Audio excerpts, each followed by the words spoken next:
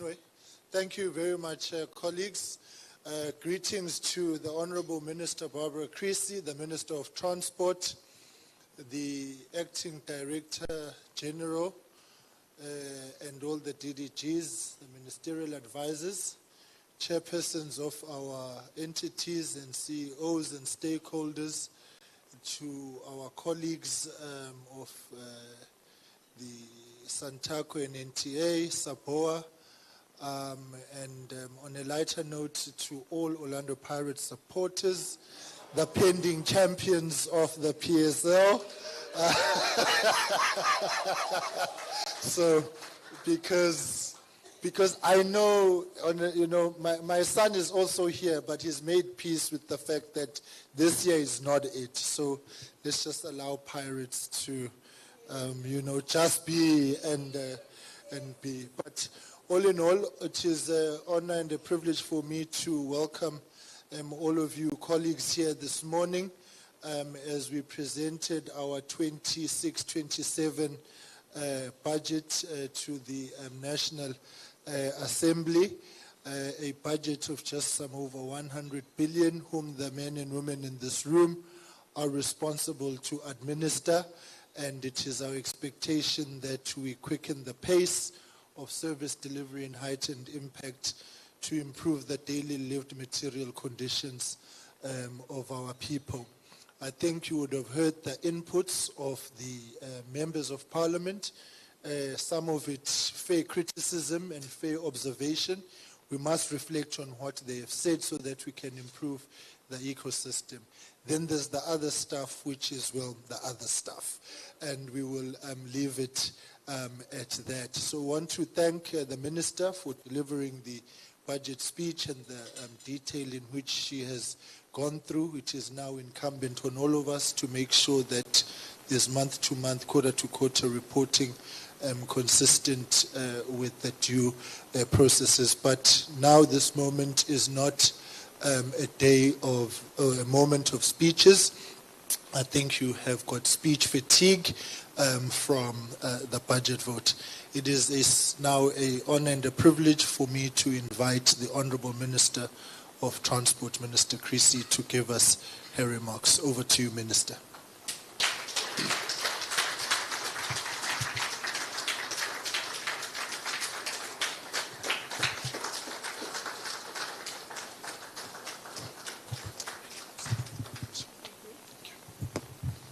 Thank you very much, Deputy Minister, and let me congratulate you also on your budget speech. And colleagues and friends, all I can say is thank you for coming and for braving this very cold weather. We had, I was chatting on the way in here to the organizers of this function, and they were telling me that this morning they were stressing because they thought most of you wouldn't come. And I had just said to myself this morning, I will go to the press conference, I'll go and sit in my office and deliver the speech, I'll come here and eat some food, and if you're not here, I'm going home to get under my duvet. So you're standing in between me and my duvet. But seriously, thank you very much for coming. You know, it's hard to believe that today, DM, we were delivering our third budget speech. And I think that what that means is that we are now halfway through the seventh administration. And what we all know about government terms is that at the beginning, 5 years seems forever, but it goes very quickly. And what the implications for all of us are that we don't have long left in order to deliver against the promises that we made when this term began and which we reported on in the speech today. If you listened to the debate, I believe that you didn't hear half of my speech, but some of you were in the briefing. So it was more or less the same thing. But if you listen to the debate, I think that there were really two lines of attack. The one line was ideological, and I really don't have much to say about it because it just was a load of inaccuracies. But I think that where the real meat comes in is the point that many speakers made, that while at a policy level and at an implementation level we're definitely making progress, the impact for our customers and our commuters, it's still a way to go.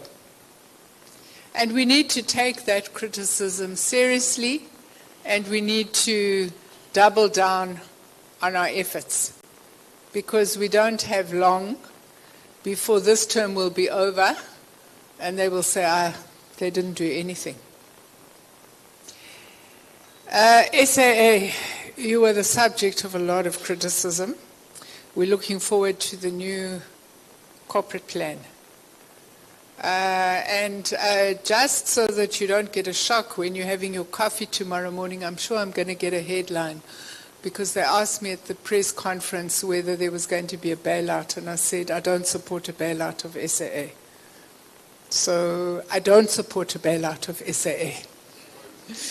I think that state resources have to be targeted at the poor and the working class.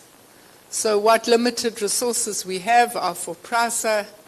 They are to consolidate our grants around road transport so that we can give a better deal to commuters. It's a tough one, but we're looking forward to that.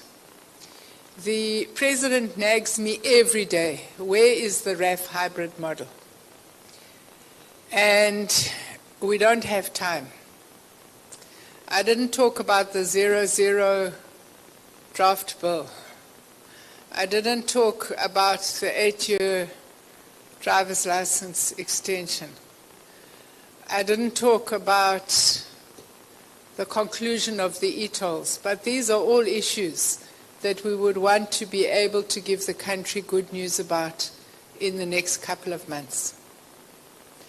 I'm making a big plea to HNS. You did really well today. I'm sure you saw, Zola, I used your posts in the concluding remarks. But the truth is that we can't afford any more mishaps. I think that we are really at risk in that area. And we also need to hurry up with the Regenesis report and how we are going to implement the flight, what do we call it? The FOPs. Thank you. That thing. No, I say that thing because I run foreign operators permits every weekend. I'm really tired of it. I hate long weekends because then I just know I'm going to be on the phone to acting DG and Elizabeth the whole weekend. This plane wants to land, So this is really something that we must conclude. Our meeting with National Treasury and with our provinces.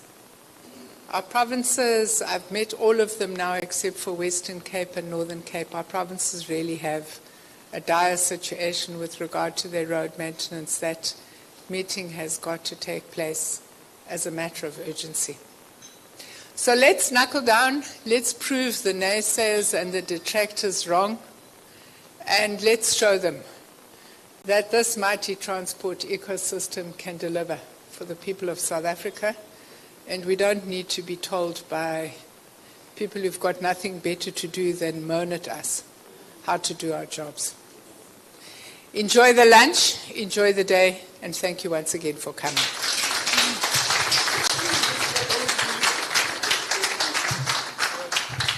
Kulu, where's Kulu? Kulu, where are you? 1 second. Don't worry, trust me.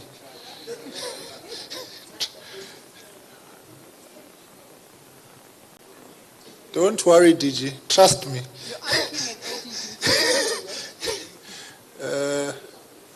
Why is Kulu not here now? Whilst we wait, can I just ask colleagues, CEOs, chairs, we've got stakeholders in the room, so during the lunches you have been as well, and after, can we interact and engage? I always like it if you sit with somebody that you don't know, have not spoken to in a long while. So I'm going to effect a seating reshuffle shortly. I'm there, maybe there, and there.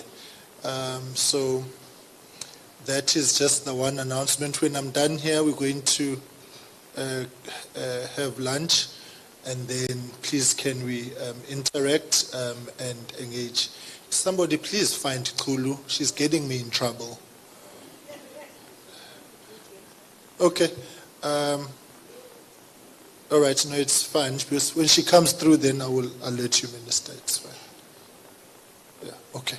Thank you. Lunch is served. Thank you very much.